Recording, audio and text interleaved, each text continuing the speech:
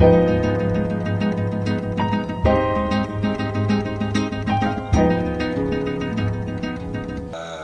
справляли еврейские праздники. Я ездил в синагогу, бейт-кнесет, покупал мацу на праздник. אפשר להגיד שהיינו דף לבן מבחינה יהודית.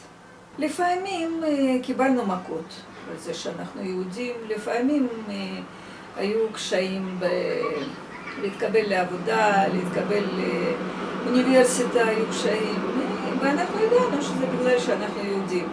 זאת אומרת, כל ההזדהות היהודית שלנו הייתה שלילית. לא הזדהיתי עם הזהות היהודית שלי ברוסיה, בכלל. Я в России никогда не чувствовала себя еврейкой. Был какой-то антисемитизм? Никогда. לא סבלתי מאנטישמיות, כי אני לא הזדהיתי עם הזהות היהודית שלי, ואף אחד לא ידע שהוא יהודי, אז איך אני אסבול מאנטישמיות? אנחנו לא פרסמנו את זה ברבים. Ну, например, я бы не пошел работать на какое-то секретное предприятие, потому что я знал, что меня туда не примут.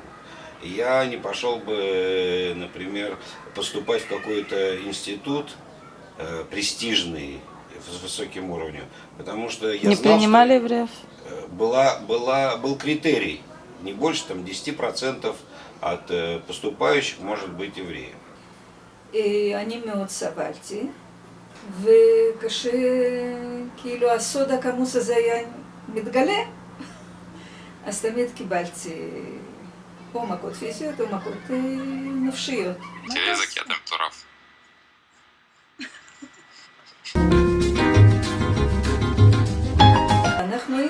אנחנו כל כך שנאנו להיות שם, אנחנו היינו בין מתנגדי משטר.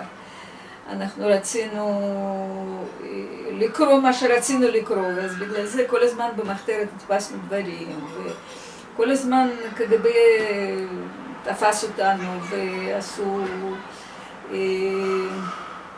חיפושים בבית ורדפו אחריי, ואנחנו עם בעלי תמיד ידענו שאנחנו נעזוב. בהזדמנות הראשונה נעזוב את רוסיה, כי לא רצינו להיות שם. המצב ברוסיה היה כזה שאף אחד לא ידע שום דבר על ישראל. שאלתי, מה זה ישראל בכלל? אז היא אמרה, ישראל זה איזושהי מדינה, חתיכת מדבר, שקנה רוטשילד בשביל ניצולי שואה. התחלנו לקרוא כמו משוגעים, הכל על ישראל. וביקשנו שישלחו לנו הזמנה. Ну, во-первых, моя сестра на 20 лет раньше меня приехала сюда. Кроме того, к тому времени, как уже за несколько лет до приезда в Израиль, меня заинтересовал иудаизм как одна из религий. Мне было интересно, и я был готов стать религиозным. זה גם היה ציוני וברוסיה היה חרא, זהו. תכלס כזה סוג של מסך הברזל היה עדיין קיים. И когда дочка уже здесь поселилась, в Израиле, она стала меня ужасно тянуть сюда. Она меня очень хвалила, мне много чего хорошего рассказывала про Израиль. И я приехала сюда тоже жить.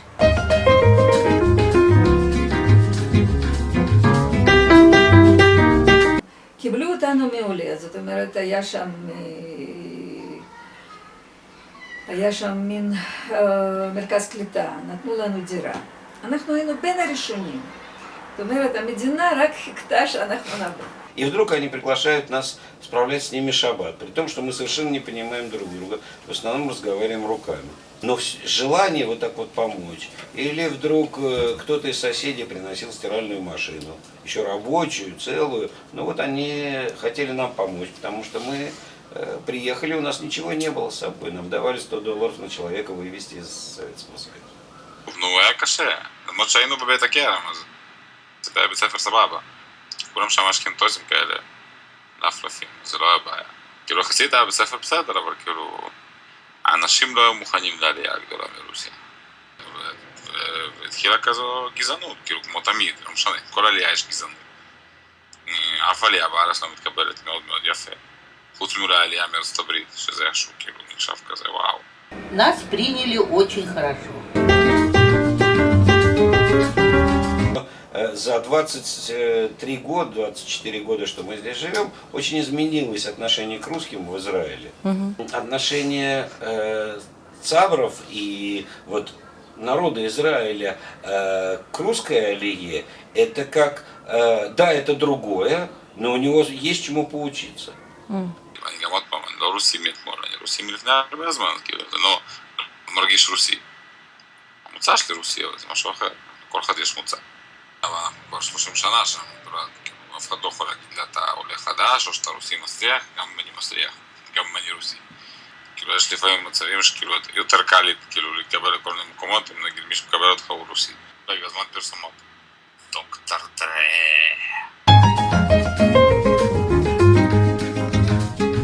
נכנסנו כמו סכין לתוך החמה.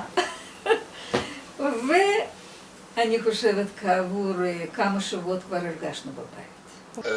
Это была мадрига. Следующий, когда я почувствовал себя более израильтянином, это когда я понял слова незнакомой мне песни. Я считаю себя израильтянином, потому что я научился жить здесь, я укоренился здесь, мои дети совершенно израильтяне. לא יודע, אני חושב שלקח כמה שנים טובות. שבועות לא יודע, 5-6 שנים. כאילו בגיל יותר מבוגר זה פחות בעיה, בגיל יותר ילדותי זה יותר בעיה.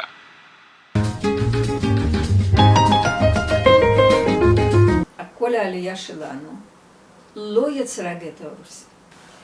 הבעיה התחילה זה בשנות ה-90, שבה מיליון של אנשים דוברי רוסית, שהמון אנשים ביניהם לא היו צריכים ללמוד עברית, גם ספרות רוסית, גם רדיו רוסית, גם הכל בעצם. אבל המשפחות הישראליות לא קיבלו יחס. לא קיבלו יחס כי הם היו מסופקים בחברה שלהם, הרוסים.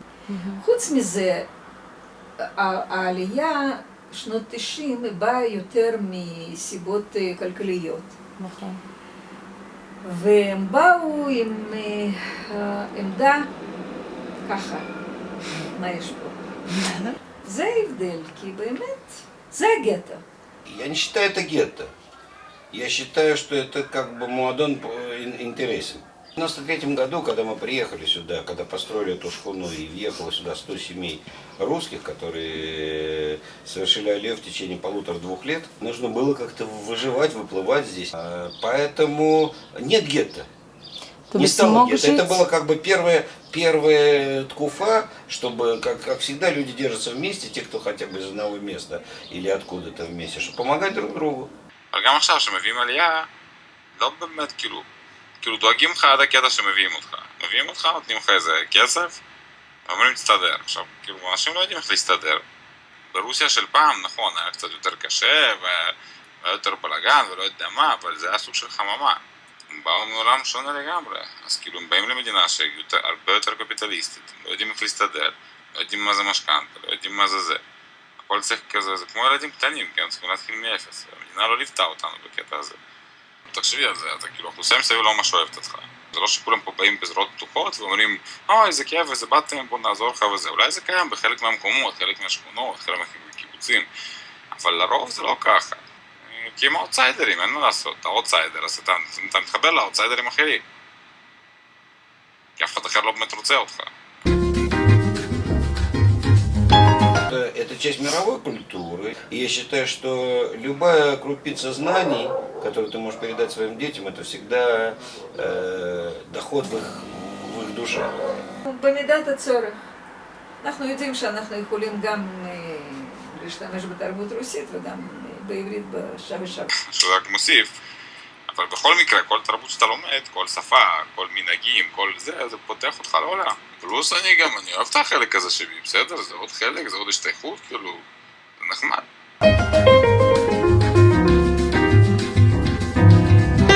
אני ממש לא מבדילה, ואנחנו, משפחה, גידלנו את הילדים ככה שאף פעם לא היה שמץ של גזענות. אני חושב שאין בעיה עם שום אוכלוסייה, יש אוכלוסיות טובות, יש אוכלוסיות רעות, זה לא קשור ספציפית למוצא. נגיד, אני פחות אוהב דוסים, או אנשים שבאים דוקים לך את השטויות שלהם באמצע חיים. אבל כמו שאני לא בא ודוחף לדתי חזיר בפנים, אז ככה אני לא רוצה שהוא ידחוף לי כשרות בכל מקום, בסדר? נגיד מעצבן אותי. עכשיו, דתיים שמבינים את זה והם טולרנטים, אז אין לי בעיה איתם. ברגע שניסיתי להכיר את היהדות שלי, וזה עשו לי מלא בעיות. לא אתה לא יהודי, לא הולך תוכיח, לא תביא את זה ולא תביא את זה, אבל מה לזרוק אבנים עליי בשבת שאני לא יכול לנסוע, זה בסדר. פתאום אני יהודי ועשו לי. Больше, конечно, мне ближе ашкеназы, потому что я воспитывался среди ашкеназов. Но я считаю, в принципе, у меня нет заранее желания какой-то народ не принимать или как-то плохо к нему относиться. Вазелин.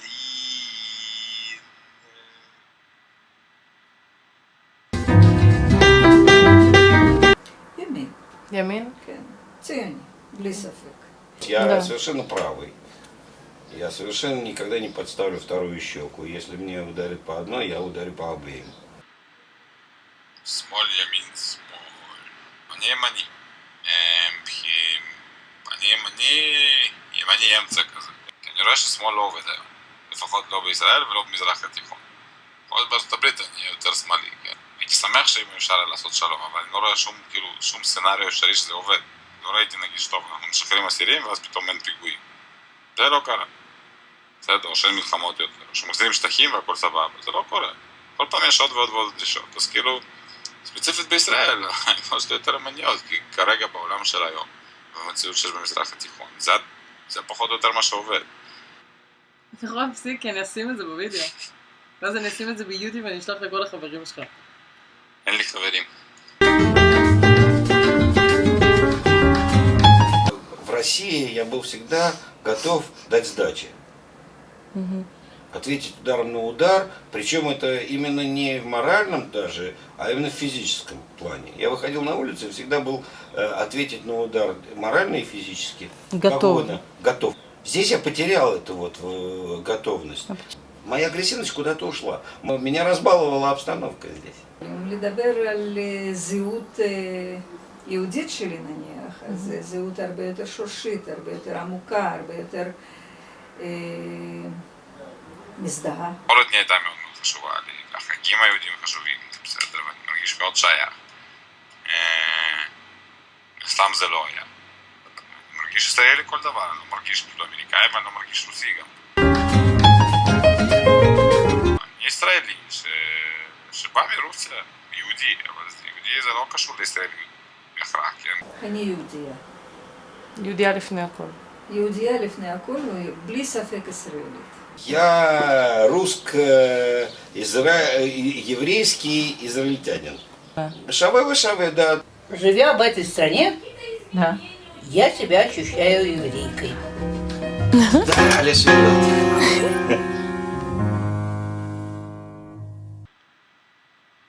אני אשים רק את הפדיחות שאתה עושה.